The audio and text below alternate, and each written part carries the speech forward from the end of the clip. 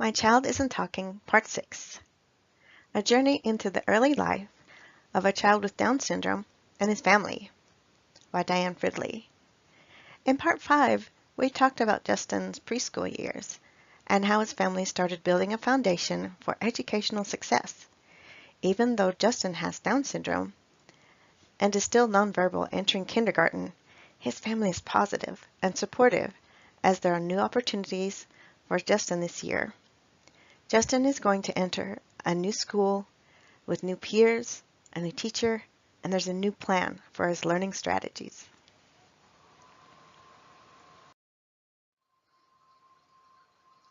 What letter is this? Justin has now begun his kindergarten year in a new school with a different class setting, and his parents are hopeful that they will see more progress developmentally.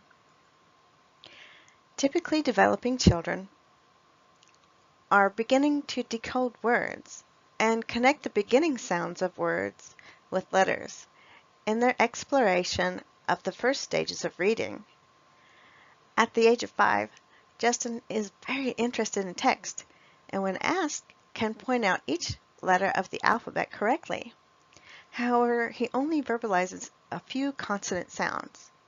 Like his peers, he can correctly identify colors, objects, foods, and people. However, he's still unable to say the words. Like many other children with Down syndrome, some causes of this inability to speak at this time could be due to a poor auditory memory or the lowered ability to associate sounds to symbols.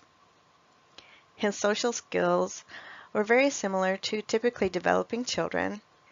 He enjoyed active play, especially outside. He played in group activities and attempted to initiate sharing. It was difficult for Justin to share his feelings, however. It was evident that he wanted to share and wanted to interact not only with his caregivers, but his peers as well.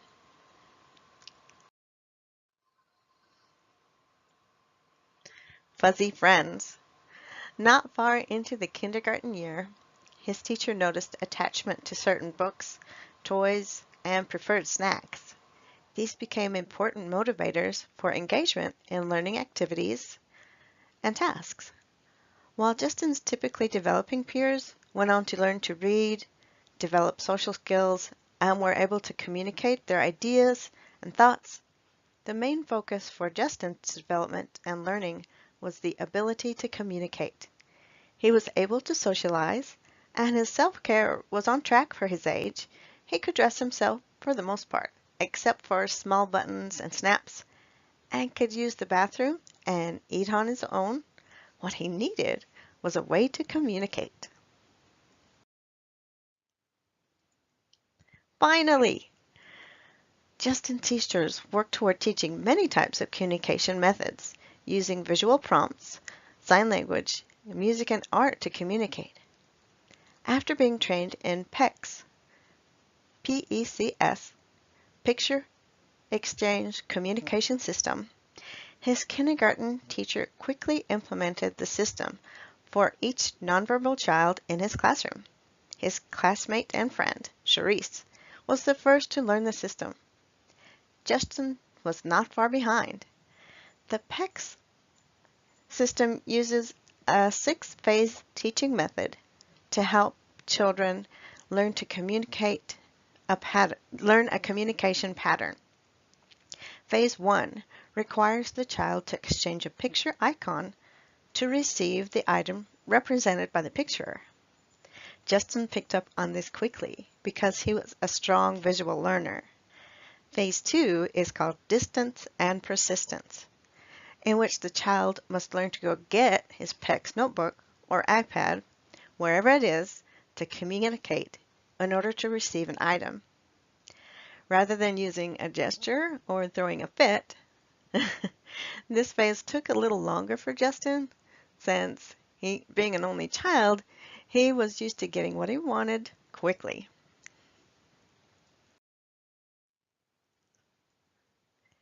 I have choices. In phase 3, the child learns to discriminate between multiple pictures, which was an easy phase for Justin, and he quickly moved to phase 4 and 5, which is using a sentence strip.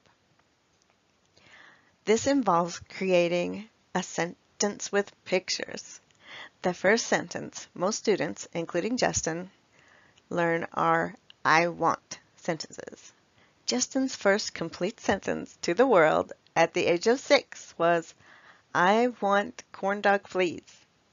He literally clapped his hands, his entire body shaking with happiness, and smiles as he accepted the first lunch he could choose for himself.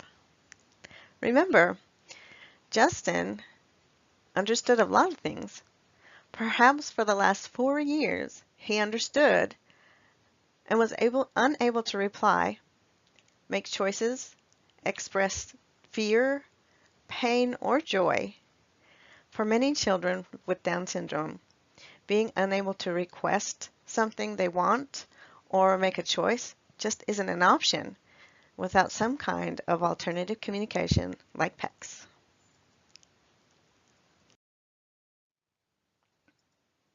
A new world. This simple exchange opened a whole new world for Justin. Now he was excited for speech class because he would get new words for his book. He didn't go far without getting his words, especially if there was food involved. It wasn't long before he mastered hundreds of words and sentences. Another interesting thing happened. As his caregiver read the sentence on the strip, more and more word sounds began to emerge from Justin as well. He began saying more and more words, and by the end of kindergarten year, one of his teachers happily greeted him each morning to good day, good day.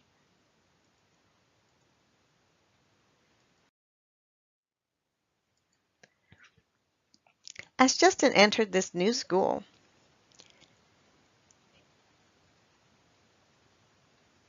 with new teachers and new classmates, it was a big leap of faith to be sure for his family.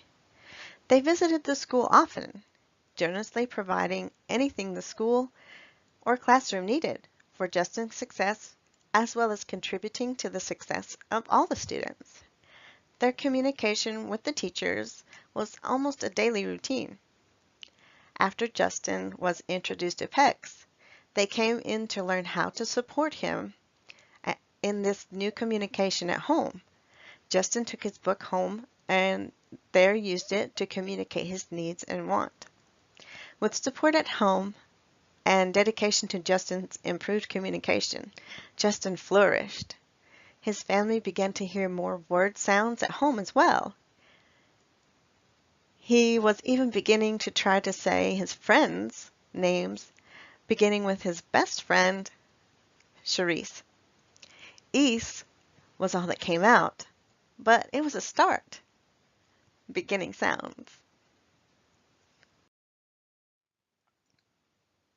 Second grade and beyond.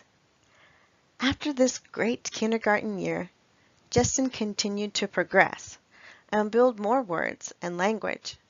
His interest in text grew, and he could connect more than the alphabet and started to recognize sight words. His first grade year saw more and more progress in literacy with the support of family and teachers, even though they moved to a different state for a year due to his father's military requirements.